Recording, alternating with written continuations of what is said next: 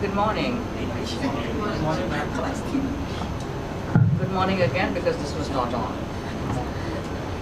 So what I thought I'd do today is continue the discussion of the Durga Puja project I started yesterday, and then move on in the other lectures to some other projects and examples.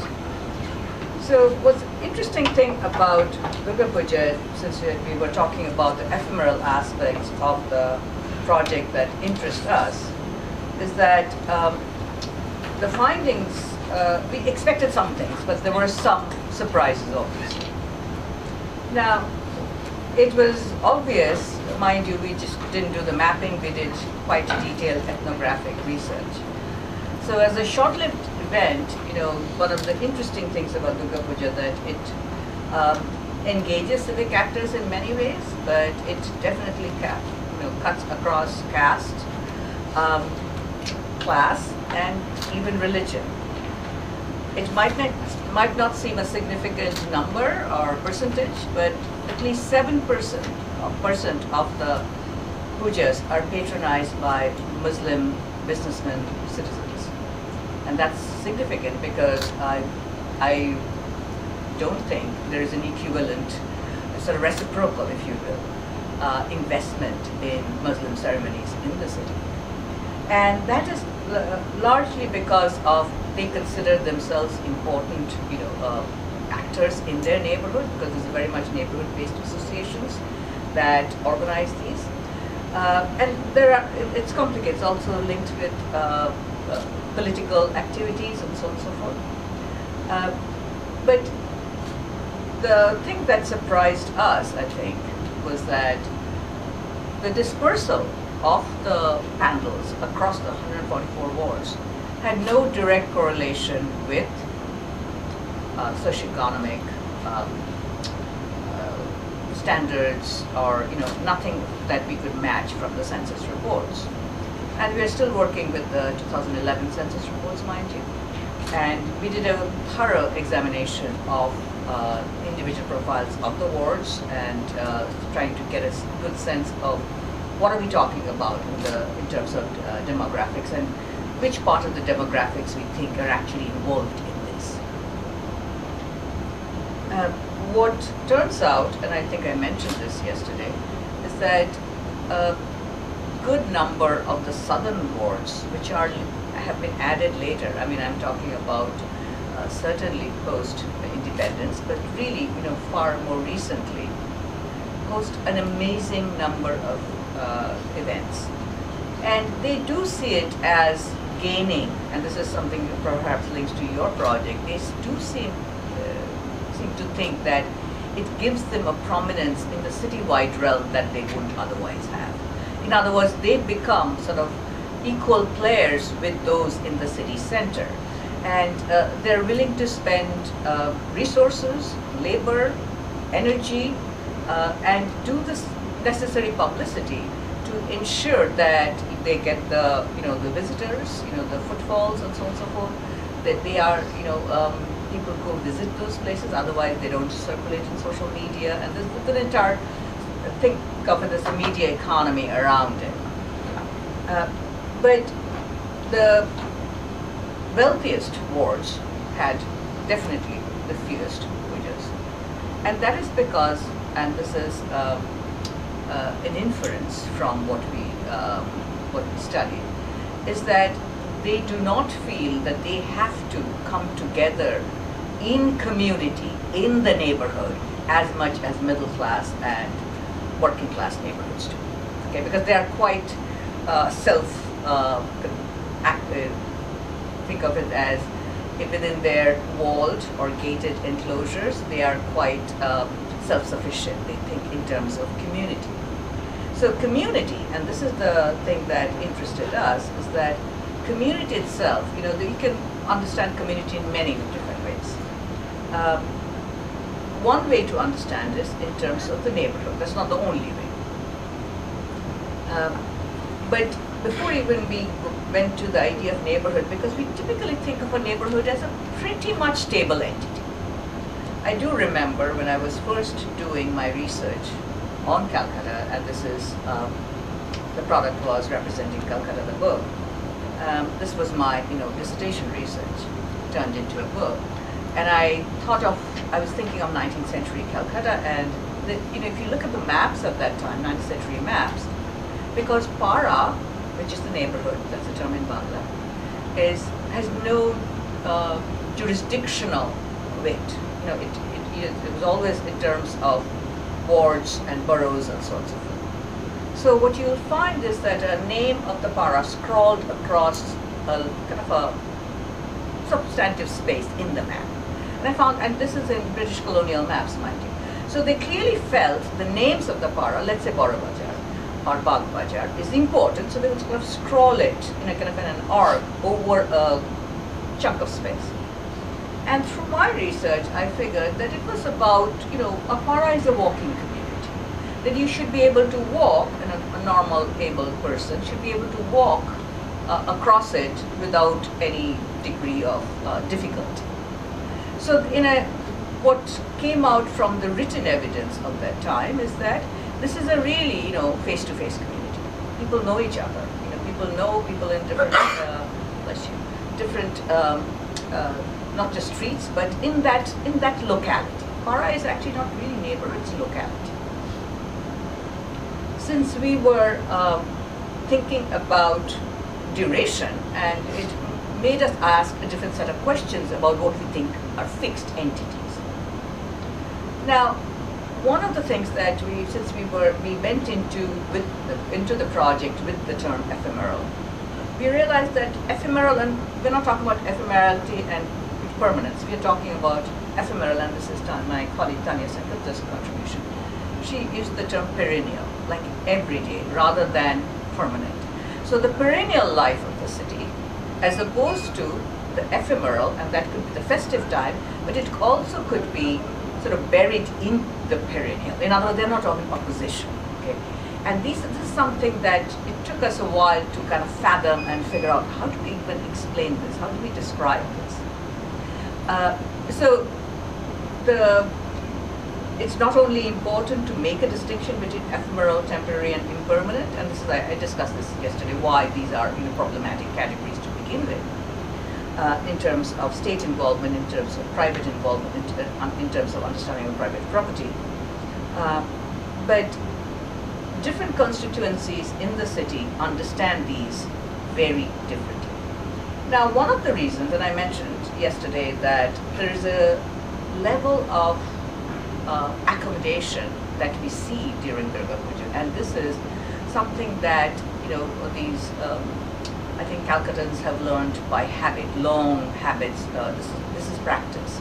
This is an understanding of what the community is, what the neighborhood is, but it also leverages what I call some of the everyday practices in the city, and in consonance with it, including push carts that sell snacks, sell fruits or vegetables, and it is actually these things that give the locality, the Para, a kind of a sense of place. What surprised us is that Para is not fixed. This is not something that I had anticipated. I thought we would more or less find kind of a consensus about how big a Para is. It turns out for Durga Puja, Para may be defined very differently than for other events and for perennial use. That means that, think of this is the understanding of space as locality. We never, in planning, we never think of a neighborhood as anything but fixed. So in other words, the space contracts and expands depending on location. And that actually really makes you think differently about space. In other words, it's the movement of people, not the fixed buildings, etc., that constitute the locality. But it's not like it is devoid of the so-called fixed elements like the building, sidewalks. I'm going to talk a little more about sidewalks, since you guys are reading a chapter from Annette Metcalfe's book on sidewalk mapping, which talk about sidewalks and how do we make sense of those. The relation between the perennial and ephemeral, what surprisingly came as a surprise to us, is actually very evident in the works themselves. In other words, the people who are organizing this, they are actually very self-aware of that, that nuanced, complex relationship.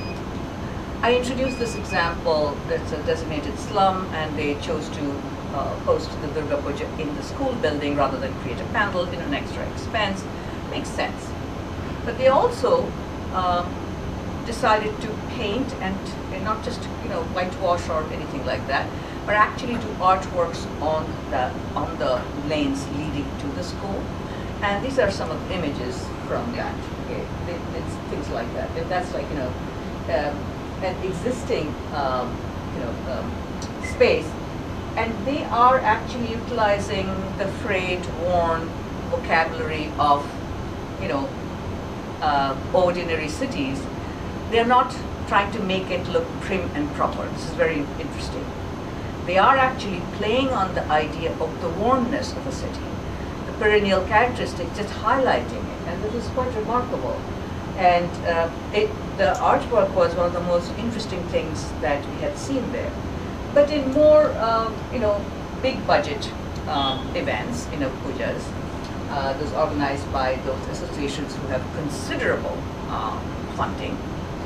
And if you look at this, you would think it's a part of a daily fabric of the city, right? There's no reason to believe otherwise. Am I correct? Right, this is a bicycle shop, it's a cycle hospital. In case since somebody asked me about hospitals, it's a lovely, in other words, repair shop, right? That's electric, old paper shop, Old paper shop means, this is, kabadiwala stuff, right? Actually, all of this is part of the panel decoration. This is the set. These are treated as stage sets. This is Shamat Shevi Sarvajonin on 2019. This is what the neighborhood actually looks like. So they imposed this on this space. Very cannily understanding. So this organization, this association really spends, they have a long history of social work, in the community, and every year they highlight something about working class life. So they have a sort of, let's think of it as a tradition of doing that. And the way I was quite taken by how seamlessly they juxtapose those. So the ones in the know would know, those who don't would think it's just part of the, the ordinary fabric. But the fact is, this is actually an upper middle class neighborhood, and there are no shops like this. There used to be perhaps once, but no longer, okay? So these are sort of critical commentary on neighborhood, on locality, on working class and middle class relations. This is what I call a very canny self-awareness about being in the city. And this is not an exception. You find it in many panel design. This is part of the design itself. In other words, it's not all decorative. It's not all, just art, but this is basically taking a leaf from contemporary art, where you do make commentaries on social issues, where you do happenings, you do all kinds of things which are actually ephemeral. They are, contemporary art actually partly is in the ephemeral. And that is to capture something that you cannot commodify. So there's something very interesting about the desire for commodification, which there is a strain in Durga Puja, increasingly. And because big capital has entered, right? It's some of these events, pujas are, their budgets run into crores, okay? Which is quite ridiculous for a 5-day event, if you ask me. It's really unnecessary. But in other words, at the same time, some of them utilize this opportunity to create sort of scenarios about the city, which makes you think about what is city life about, what is Calcutta about. And again, this is not an exception. One of the, if you think about this one, this is, Marjorie Sarvajonin. These are very well-known sites, and this one, every year, because there is a everyday market there, very good fish market, by the way, they always keep a door open intentionally. They never close it off. In other words, that passage, the people who are visitors who are coming to, doing doing sightseeing, basically. You know, they puja hopping, that's the term. They will not be, you know, shopping there, but that doesn't mean you need to hide the sort of the very texture of the neighborhood, right? So there's a very canny reading of what is valuable in the neighborhood, what is important in the neighborhood, who are the actors. In other words, it would be somewhat of an insult if you close up that neighborhood. In a way, it's disrespectful, because that's what sustains the life in the neighborhood to begin with, right? But in this case, you know, this is one of those very small, you know, pujas. What I love about this example is that it is small. It is not trying to do anything showy. In fact, this whole way it has been, you know, the fabric has been hoisted on the bamboo poles. This tradition goes back to the mid-century. Okay, this is very, very ordinary. What it does, however, and it's very hard to see, is that this is part of the old neighborhood of North Calcutta, and that means there are actually steps, and the term is roak, you know, sort of ledges, stoops where you can sit. So it utilizes the built fabric as part of the panel, because it's a very narrow alley.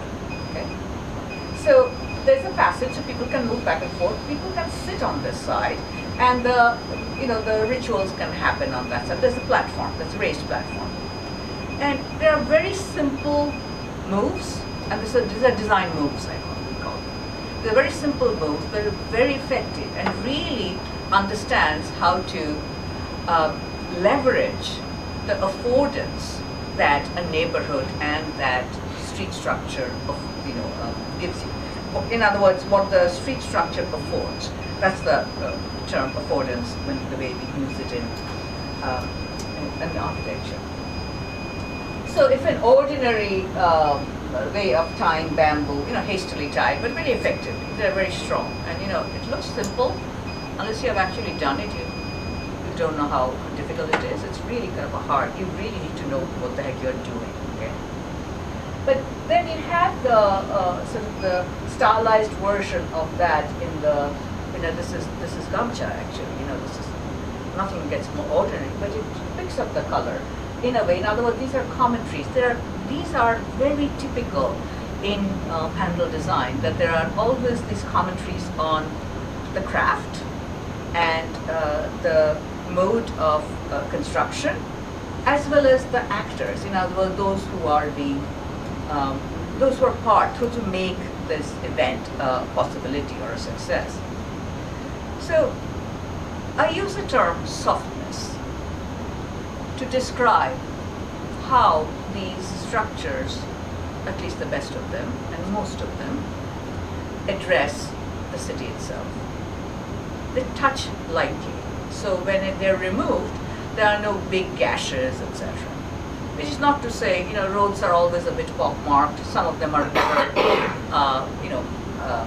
smoothed over than others, depending on the neighborhood. But this is a classic example of, you know, this is Bimal Shraman's work from 2017. This is the, by the way, structure that made me think I really need to work on this object again. Is that this structure, and it's forming clearly a gateway, you can understand, right? So demarcating the space of the puja. But it reaches there, and it doesn't, there's no intrusive, joinery there. It just ends there. That's what I call touching softly. Bamboo structures by nature touch softly, because you cannot do, or you need not do any foundations.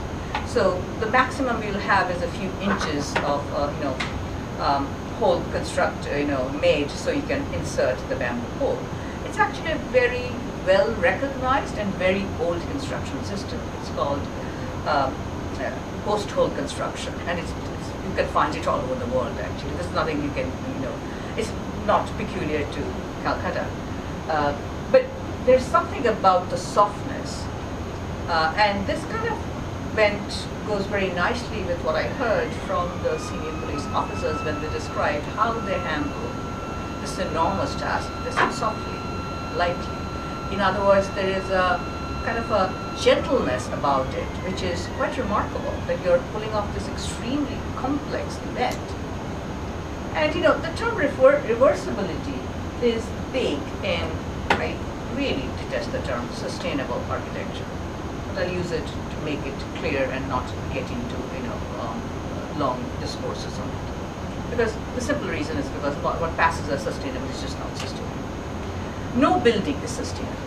The only building that is sustainable is the one that is not built. Okay? Because no matter what you are doing, you are using resources. Okay? But if one has to think about what does it mean to have cradle to cradle solution with materials, bamboo is exemplary. Unfortunately, many designers, including Shramanto, have taken to using steel frame as a basic. They actually use it like bamboo, which is kind of interesting and funny. But they, as a basic framework, because it gives you a thin section. It gives you a thin section, and that means they can layer on it better. Let me show you what I mean by that. Since we have spent actually significant time talking to some of these designers. This is, and Vimal Shramanto keeps a journal, big fat journal for every bamboo he designs, in general he does. So he shared with us what those are.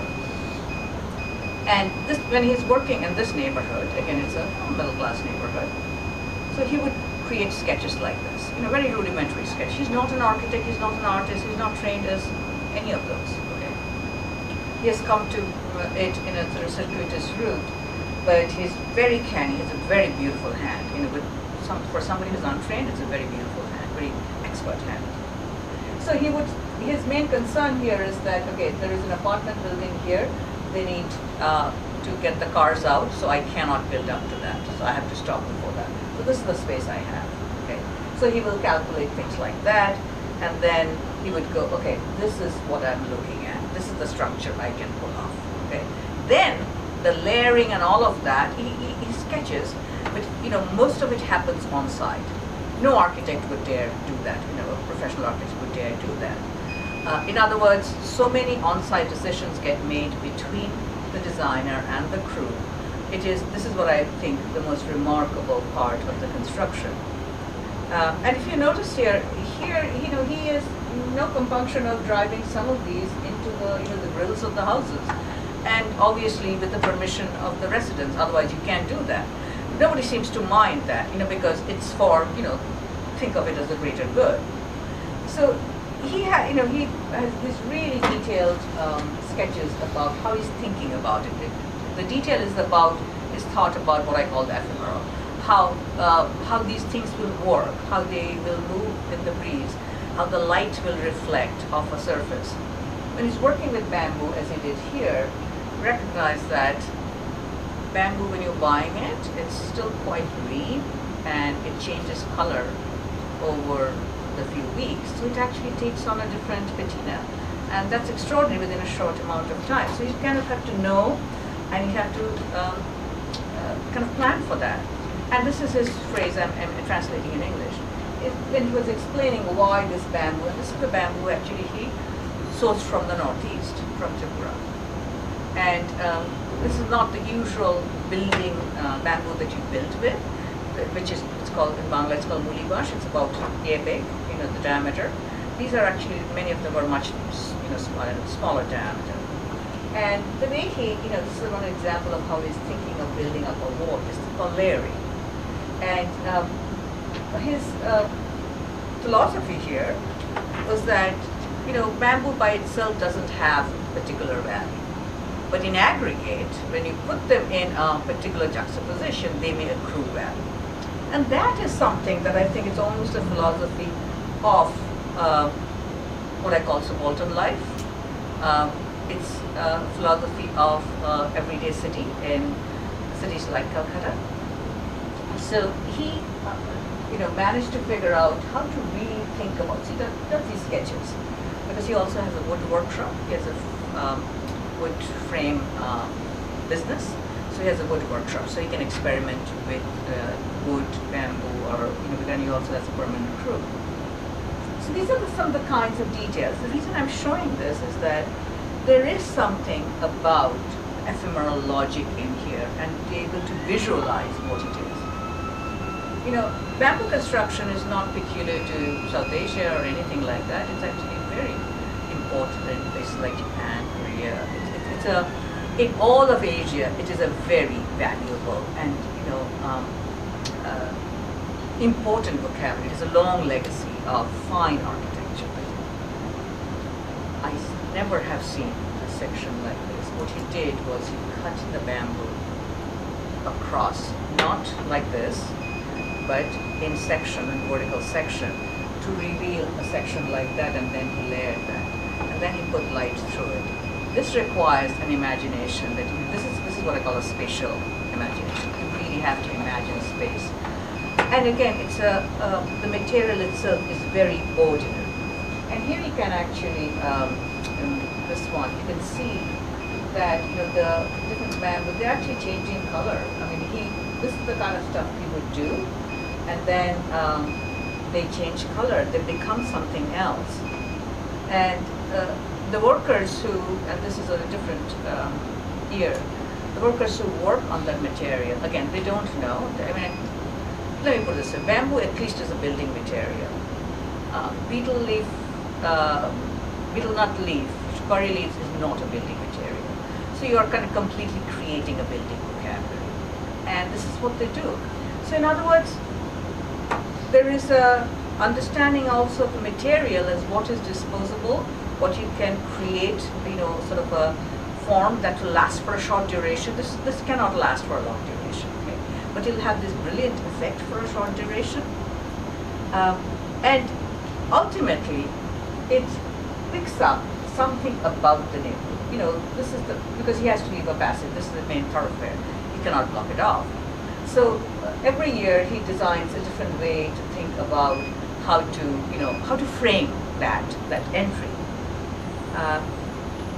And even existing infrastructure, they're not completely sort of blocked off from view, but they're framed. In other words, you recognize what's every day, you recognize what has been intervened with, and you are in a way to the observant visitor asked to notice these juxtapositions. The one I thought was quite interesting was that, and this is in the 2017 one, there's a top of vacant lot I was talking about. There's just some leftover space. Sometimes the cars are parked. And the typical reaction would be to block it off with a fabric, okay, because it's really unsightly. Okay? He didn't do that. Okay? A, because cars have to come and go. Okay? B, he could have blocked off the rest, but he didn't. What he did was, this is the leftover pieces, his thinking last minute. Because there's a tree there, he wanted people not to see the cars, but to see the sky. So you created a pattern that you would be, drawn to that, to look at the sky. And this is not just a canny understanding of the particularities of the neighborhood. It's not just, deep sensibility about design. This is also a very respectful address of the locality. That you are not intervening, too boldly, that the residents cannot recognize their own neighborhood. That's important to these people. I wanted to give you a sense, since I talked about, some of the basic issues of the finding. I wanted to give you a sense of what we did, because we have a, hard copy project, like a book project, and also a digital project. And the digital platform we chose for this is Scalar. Okay? Scalar is hosted, it's an open access platform hosted by the University of Southern California, USC, and it allows certain modes of visualization, which a colleague of mine from the history department actually introduced me to it. She's a expert in Japanese modern history, and she was using it for a spatial project that she was involved in. And I found it very useful. Now, every platform has its limitations, and every platform has its possibilities. This one was interesting because And I've used it for student projects. I've asked students to contribute to a project. It's called, this is the Building the Modern World keywords. And, but I've used it for 2 other projects. What you see here are, what these dots represent, they are, think of them as data points. Okay? Those are, nodes in which you have inserted tag some data. And if you tag one data with some other points, in other words, you create a content. Think of these, let me rephrase it. Think of these are content points, okay? And then within that, when you're creating that page, you tag some other pages. All relations will show up. In other words, so these are, you can understand the different content types, right? But if you have tagged, I'm trying to find something that, okay, let's say this is bungalow, okay? And bungalow is related to many others. Different people were working on it, they have tagged it. So all those connections will show up. So what happens is that if you begin with the term bungalow, you will get not this page, and then from there you'll be able to look at other things that you may not imagine connected to it. This is a collaborative way, okay? And it can get a little dizzying, I have to say, because once all the points are connected, you see like dizzying number of connections.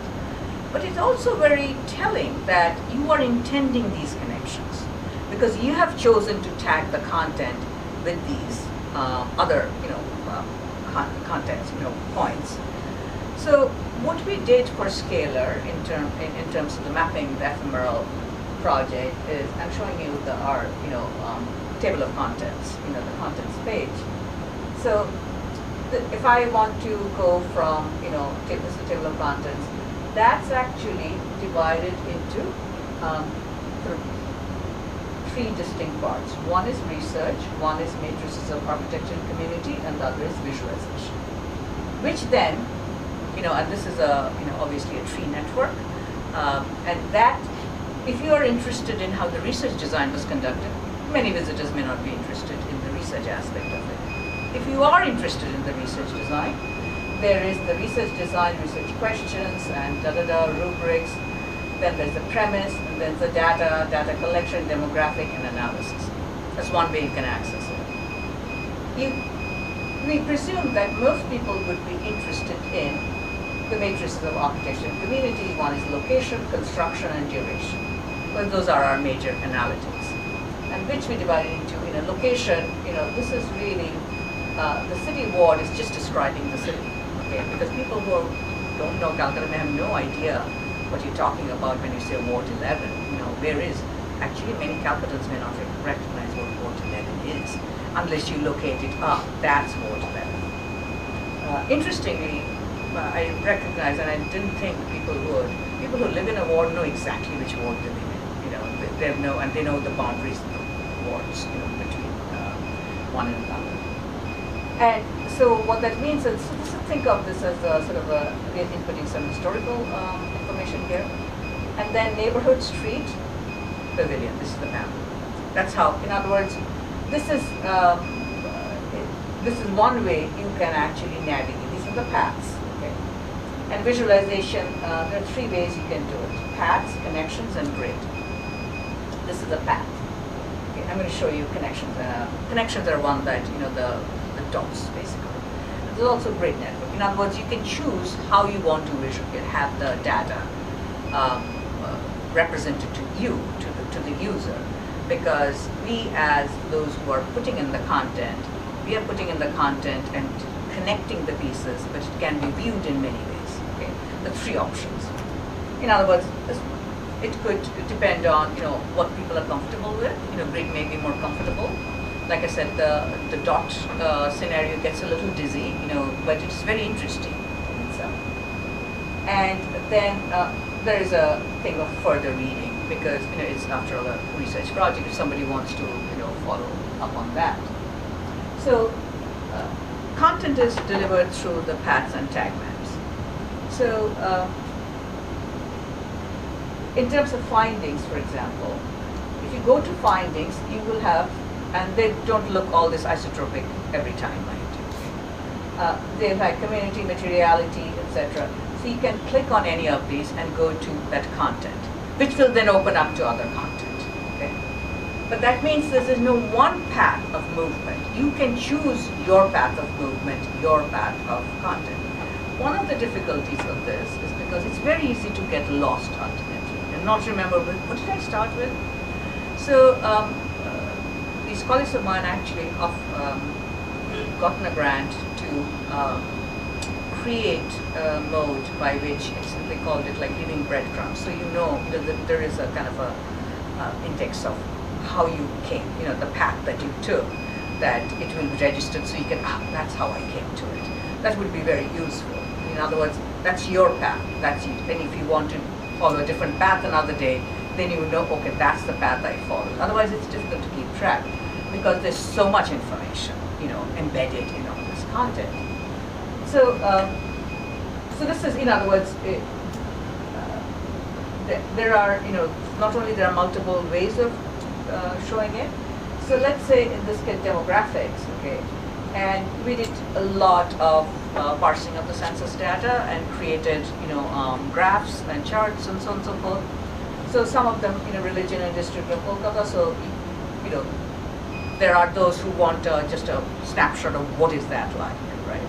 So there are all sorts of what is sort of, think of this as subsidiary information to the main research content, but those which we use to make sense of what we were doing. Okay? The demographic data is super important.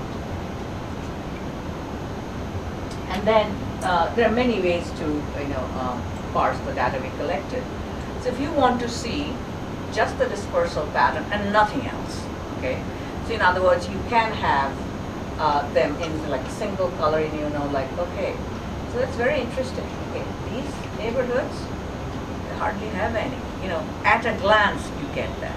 Whereas if the map I showed you yesterday with all the color coded, that gets, it's too much overlapping information. It's very difficult to read.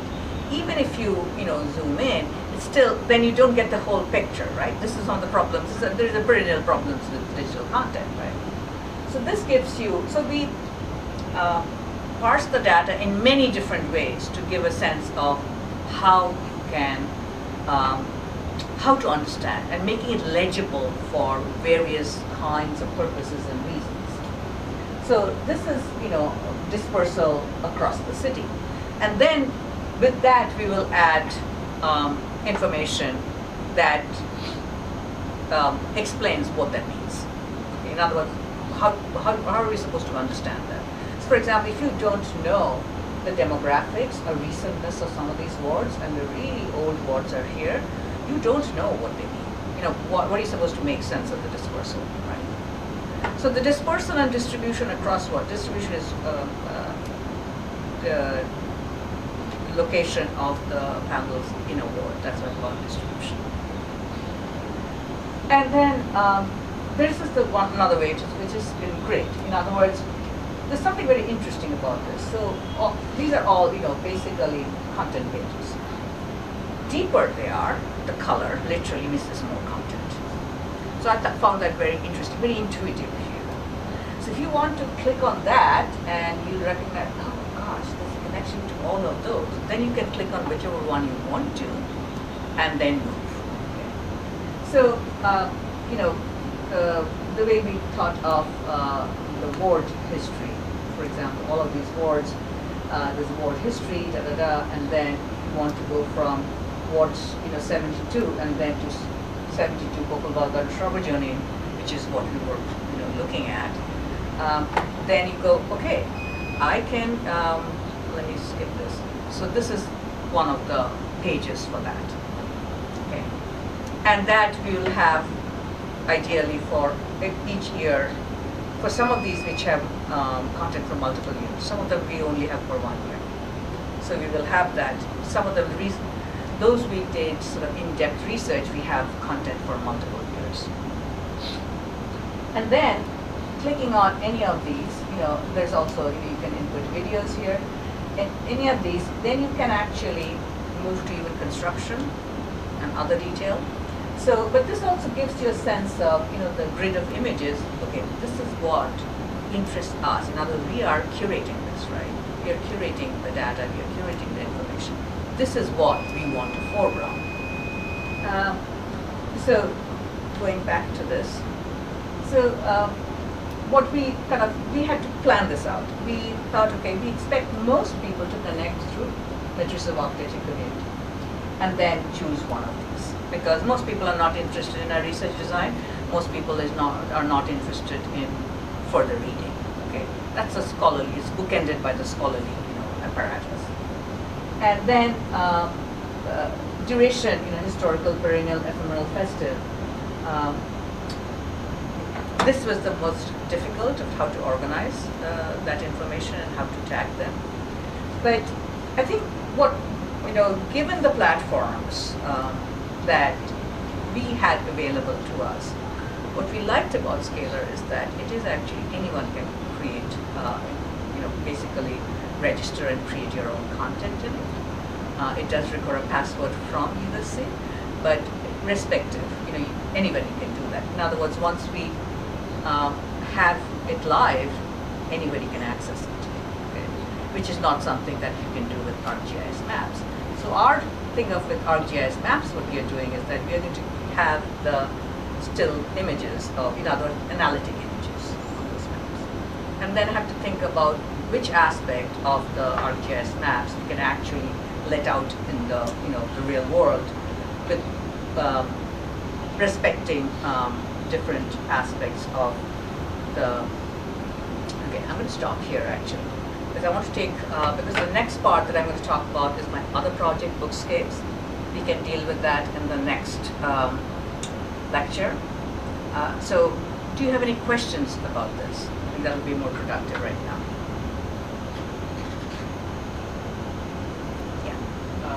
Just in the previous slide, you mentioned that time duration as historical, perennial, ephemeral, and festive. So what's the difference between ephemeral and festive? So ephemeral, the way we understand it, is the really passing, right? Festive time has markers, okay? So festive time at the 5-day of the event, okay? And that has religious markers, ritual markers. So we can, how the image is installed, even how the construction is started. It never used to be ritualized. Now it is ritualized with, it's called Kuti Puja, which is like you worship the first pole that you put in long before the actual construction is happening. So festive time is known, if you're familiar with the event, not just with what is coming up, in terms of the construction, but also music. It's very important. Music, announcements. There is an oral environment that you are sort of enveloped in, which you cannot escape even if you wanted to. Okay? And let's say one puja often overlaps with another one. So there are soundscapes overlap because literally the loudspeakers are just like this, right at the they're facing each other almost. Okay. So it must not be very pleasant for the people who live right there. But the point is the festive time is more capacious, okay? And it can have, it is not only recurrent, it returns every year, so you anticipate that. Ephemeral is, you can wish, but you cannot anticipate, okay? Festive time is anticipated. There is a ritual, there is a routine. There is an expectation, otherwise you cannot have the event. Ephemeral, the magic of the ephemeral is that you can never know what's going to happen. It's a matter of contingency, and I've written about contingency earlier.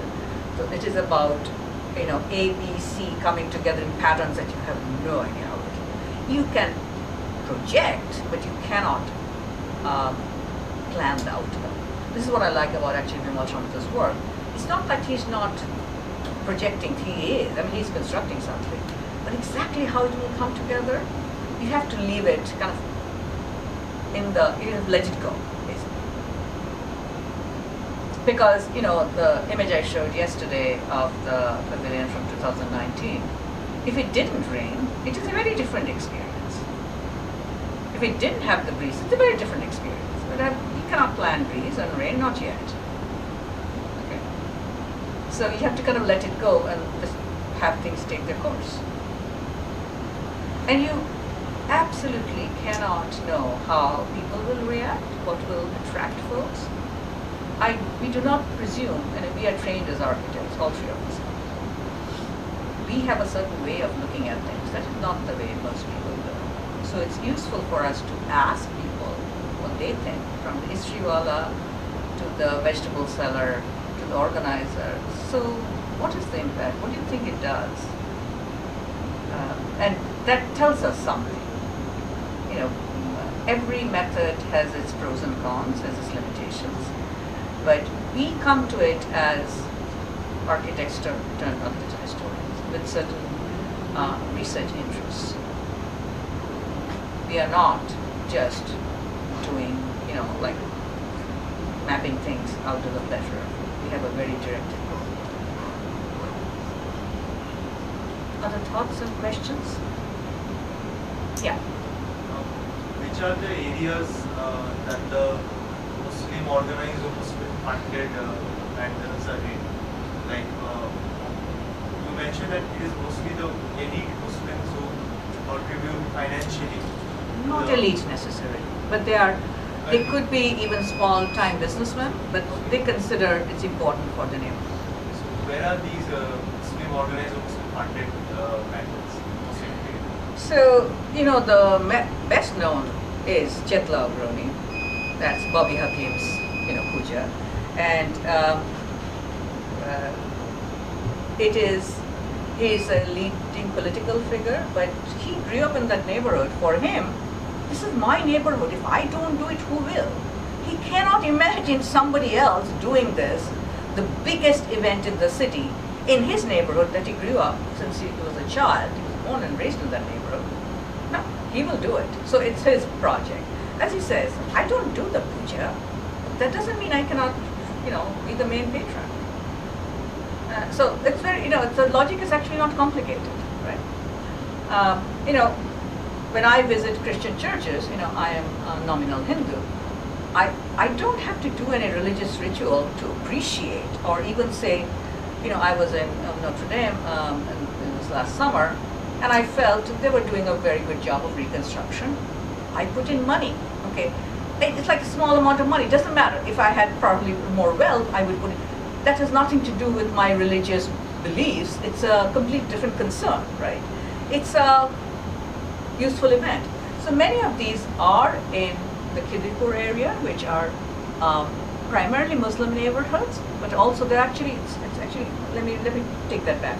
There are actually deep intermeshing of Hindu communities and Muslim communities in that region.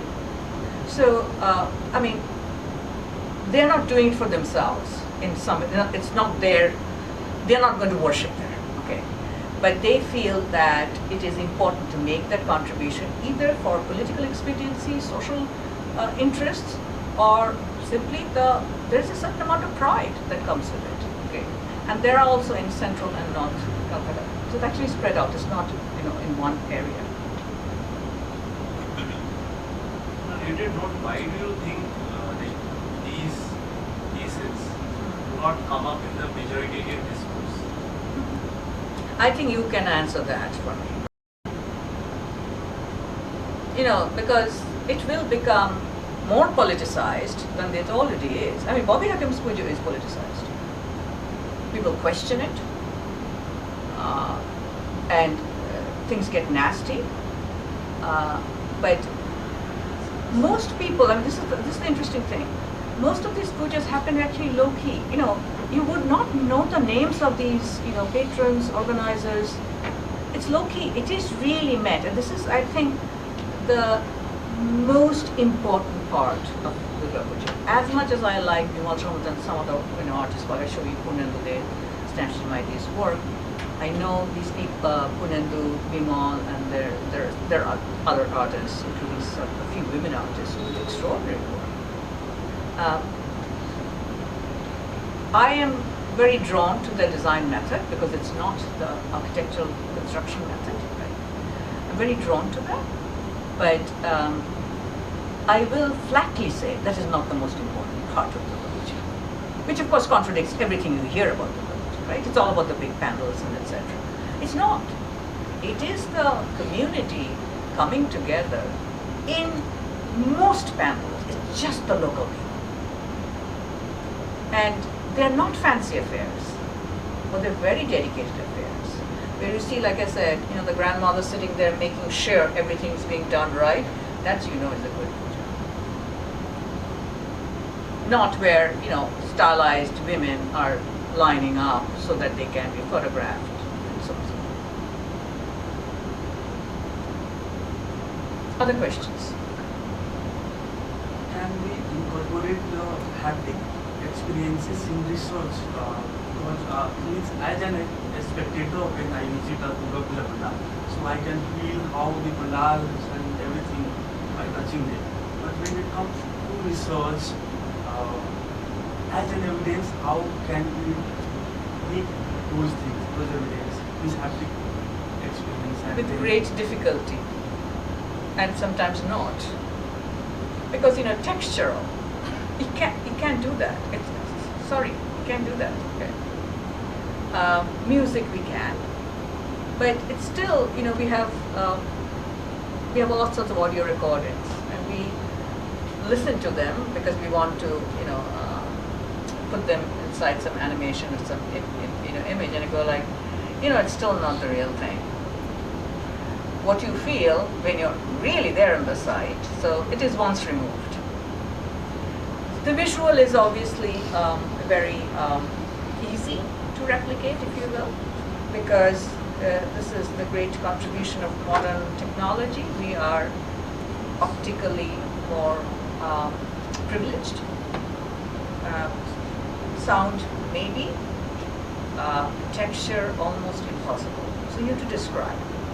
And this is one thing I find important, is that even if it is a painting, think of a good film or a good painting. When you look at it, you can almost feel the texture, or it's an affective quality about a painting that moves you, irrespective of whether you can actually know, oh, this is straw, this is earth, this is this. No, there's something about a good work, even if it is visual representation or musical representation or something, oral representation, lets you imagine drawing from your world and projecting what this must be like. Okay. I mean, think of this. If you have seen the ubiquitous images of Christ, whether it's on the cross or not, dating from medieval or early modern Europe, they're populated with contemporary scenes, but they're referring to, some time in Jerusalem, in Bethlehem, and so on and so forth. That landscape is very different, right? But it is populated with imageries of a world the viewers are expected to relate to and understand and empathize. Ultimately, the goal is to create an impact, right? To have an effective impact, right? So how do you do that? And that's, so I think many of these with effective writing. The quote I showed, it's become one of my favorite ones. It was in one of the essays that I contributed to Abhishek's volume. Rani Chandra's, right, was there, right? Yes. What I found, there are no images, and she could actually draw very. Her brother was a very well-known artist. She had a good drawing hand. There are no drawings at all in that book. I know she chose that, made that decision. It is about the art of writing, and you read it and you can imagine it, and you flow with it, and you're deeply affected by it. That is the art of good writing. So it's a good storytelling, basically. Okay. So I think you don't need. We can't get it on this platform to you. So what we do is make our best effort to explain it otherwise, right? So one of the things that, despite the fact that all three of us come to it with very, we have decided on some research goals and so on and so forth. Interestingly, we work on very different things. Arijit Sen doesn't work on India at all. I mean, he's presently in Calcutta, but he doesn't work on Kolkata or India. He's an Americanist. He works on cities like Chicago and Milwaukee. Tanya Sengupta doesn't work on Calcutta. She's grown up in Calcutta, was doing some provincial Bengal and colonial historical. Doesn't work on contemporary stuff at all. I do both historical and contemporary. I'm the one who's worked on Calcutta. But one of the reasons I chose these people, and this was my decision, and they always complain about it, that I cajoled them into doing this, is it because they bring something else to it that I don't bring to it, from their own research. And it's also a different way of thinking. We are trained very similarly. We are basically the same generation of architecture and architectural historians. We have very similar training. So we agree on some basic things, but we bring different perspectives to it. That's what makes it for a slow, albeit effective collaboration. And this is something that we work on a lot, like, how do we explain this so well? Tanya wants to go into extreme detail, like she's the queen of finesse. And what I'm trying to say is that ultimately, when the work is published, it'll have different tenors in terms of even narration. And I would say that would be the strength of it. Let me put it this way: I could have done this project by myself. Okay, it would have been gotten done. That's not wouldn't have been a problem. Okay, I've written several articles on it, etc. But this product is meant to be different because Durga Puja itself is such a massively collaborative event, even the small ones.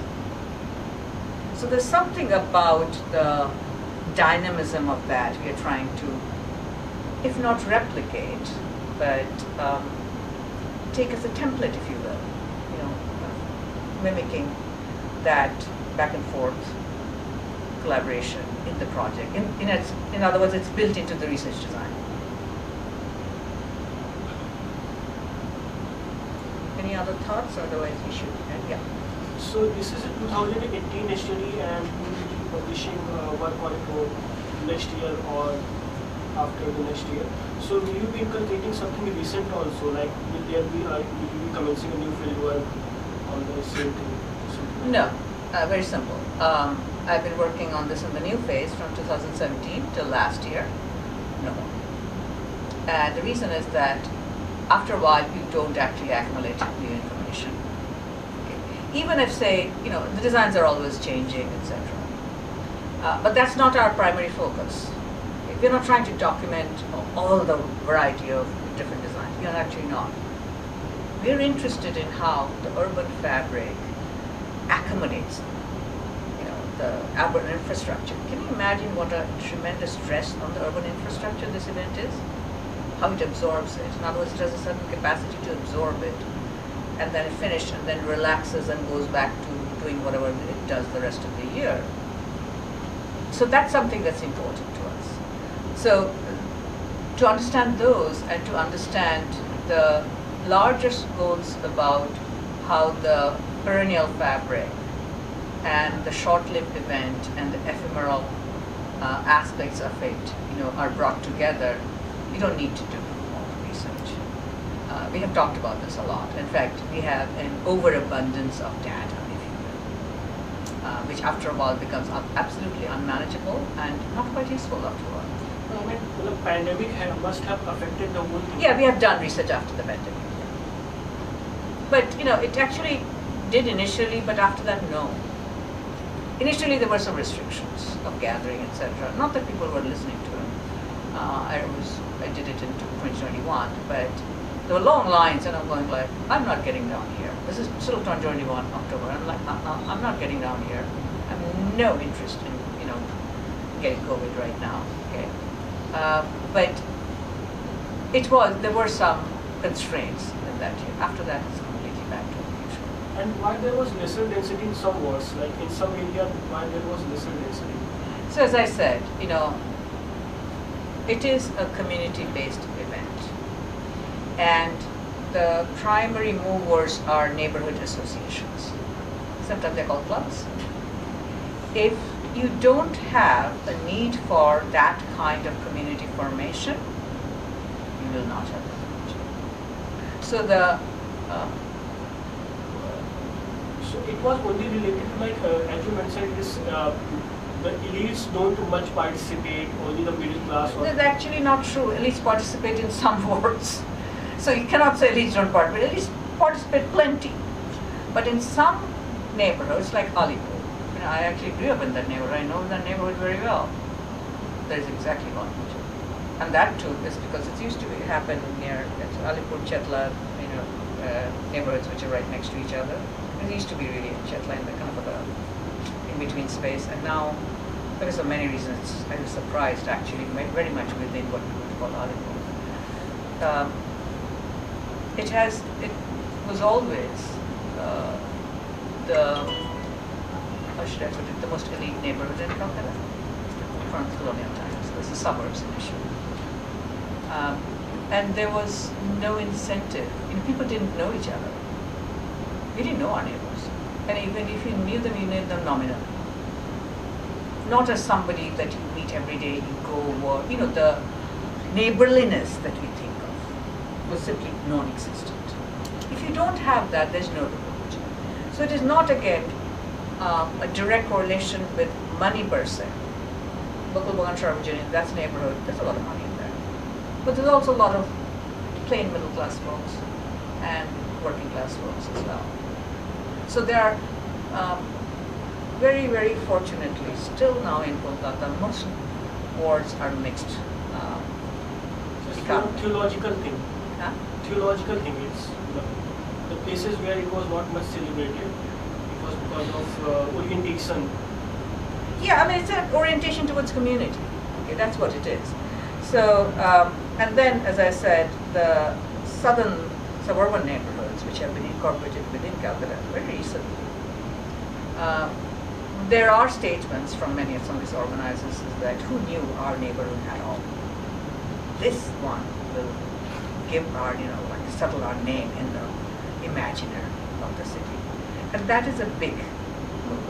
It's like, and people go way beyond their means and sometimes to ensure those. So participation and celebrating somewhere construct their identity, like they are also part of mainstream Kolkata or something like that. They don't, it's not mainstream. It's just that we not just belong to the city, we are players in the city.